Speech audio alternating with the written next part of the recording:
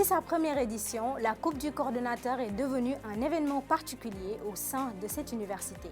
Des moments de communion entre étudiants et personnel de l'UVS, son initiation prouve tout simplement l'importance de la vie associative au sein de cette université. Entre solidarité, partage et divertissement, du 25 au 28 mai 2022, des activités pédagogiques et sportives étaient au rendez-vous de la 3e édition de la Coupe du coordonnateur à Thiès. Mesdames, Messieurs, très chers internautes, chers étudiants, bienvenue dans Spécial Insight UVS avec la Coupe du coordonnateur. La réussite d'un événement n'est pas une tâche simple, d'où notre intérêt sur l'organisation de cette édition. À présent, je vous laisse avec le président du comité d'organisation de cette année, M. Mamadou Maramning, chef de division de la vie estudiantine.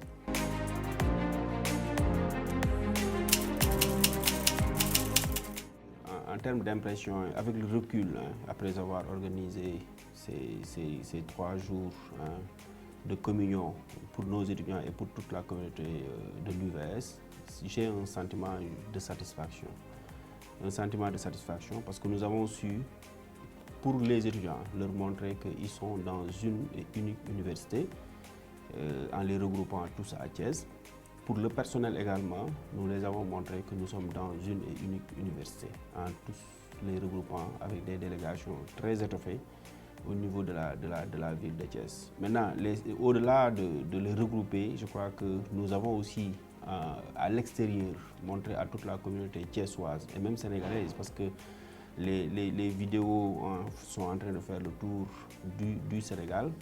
Nous les avons montré que nous sommes une université, nous existons.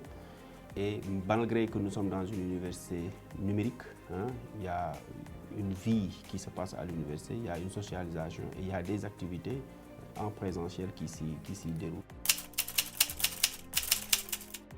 Alors, le choix de Thiès était justifié simplement par l'idée que nous avions par rapport au club de l'institution, parce que nous avons le récépissé pour l'organisation du club dénommé ASC ENO.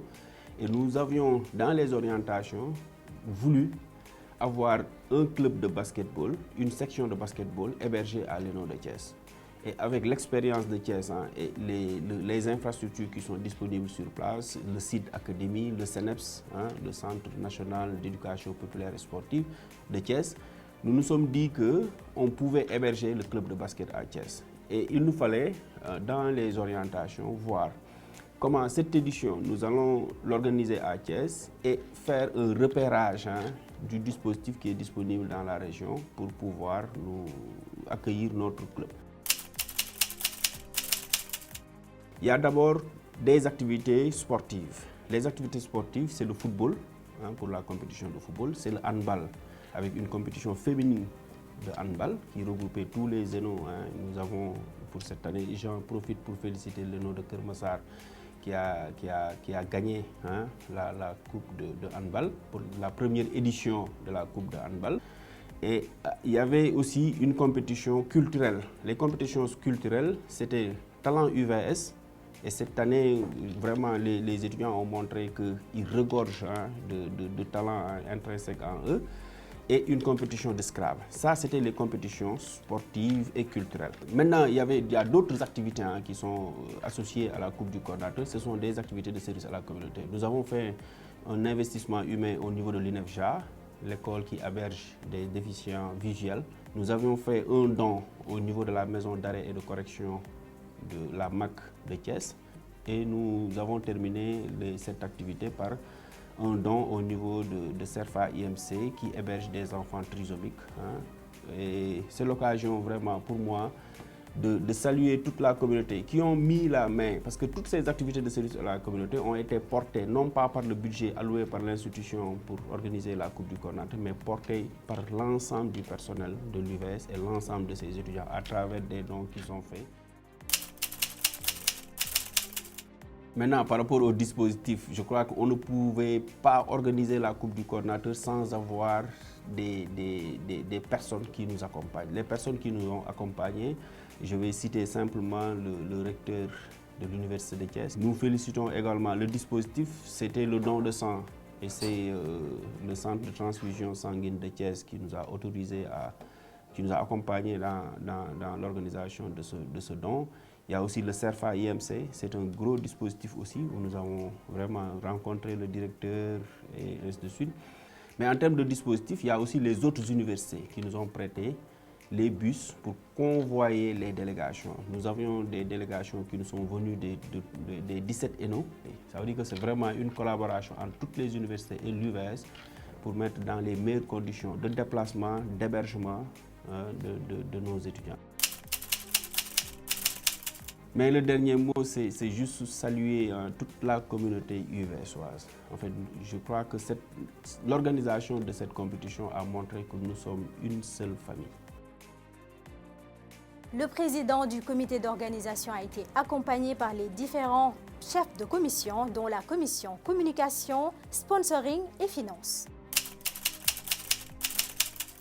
Lorsqu'on parle de défis, peut-être c'est d'abord avoir la comparaison.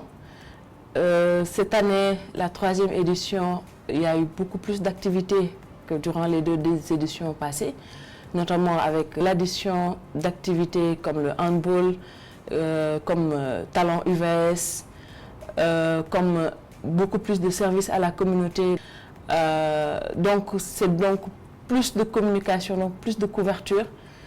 Et peut-être c'est le moment de féliciter et de remercier toute l'équipe de la commission communication et toute l'équipe de la direction de la communication du marketing qui ont œuvré en amont, pendant et en aval pour que cette 3e édition se passe dans les meilleures conditions. Bien évidemment, sans les autres commissions avec qui nous avons travaillé, il aurait été très difficile de pouvoir faire notre travail. Donc c'est le moment aussi de les remercier, sachant que il y a eu un travail de sponsoring qui a été fait, qui nous a permis, nous, d'avoir de la matière pour tous les supports qu'on a pu faire. Et aussi le travail de logistique et tout qui a pu se faire pour nous, pour évidemment faciliter ce travail de communication. Le fait que l'UVS soit une innovation dans le domaine de la transformation digitale, ça suscite de l'intérêt de la part des partenaires, que ce soit les partenaires qui sont dans l'écosystème numérique, que des partenaires qui sont au niveau des collectivités territoriales, que les universités publiques. Donc, comme j'ai dit, en fait, l'UVS a signé pas mal de partenariats avec les collectivités territoriales où on a des ENO. Donc, durant la Coupe du coordonnateur, donc, tous les ENO qui sont qualifiés sont accompagnés par ces partenaires-là, au niveau des collectivités et aussi les universités. Donc, de par les accords de partenariat que nous avons. Mais aussi, il faut dire que les partenaires aussi sont intéressés par l'UVS par le maillage du territoire national et aussi le nombre en termes d'effectifs des étudiants, 60 000 étudiants, qui leur permet d'avoir une visibilité au niveau national. Cette année, il faut noter la particularité d'un partenaire, moi je l'appelle partenaire spécial, qui est le personnel de l'UVS, qui a contribué massivement au bon fonctionnement, au bon déroulement des activités de service à la communauté. Donc il faut dire que le personnel a contribué largement, tant de manière individuelle que les partenaires sociaux. Quand je dis partenaires sociaux, je veux nommer les syndicats. Donc c'est le moment de remercier vivement le SATUC, le SYNPICS, le SYNTES et le SAES qui ont vraiment contribué de manière considérable à la bonne tenue des activités, des actions de service à la communauté.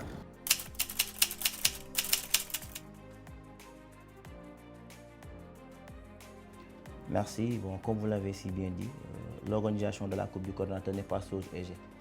Mais avec le concours de tout le monde, on a abouti à cette organisation. C'est déjà l'occasion de remercier la coordination, le coordonnateur pour son appui pour l'organisation. Parce qu'en fait, on peut dire que la majorité des charges de la Coupe du coordonnateur ont été prises entièrement en charge par le budget de l'UVS, c'est-à-dire le budget alloué pour la Coupe du coordonnateur. Et évidemment, peut-être il y a d'autres partenaires qui nous ont appuyés, surtout pour certaines activités, à savoir les services à la communauté et ça. Mais grosso modo, pour ce qui est de l'ensemble des charges, à savoir les trophées qu'on a donnés, la prise en charge des hébergements des invités, tout est pris en charge par le budget de la Coupe du coordonnateur, qui est effectivement donné par le budget de l'UVS. Le rendez-vous est donné à la 4e édition. Merci de nous avoir suivis. Je vous retrouve très prochainement dans une autre thématique de Insight UVS. D'ici là, portez-vous bien et n'oubliez pas de vous abonner et d'activer la petite cloche.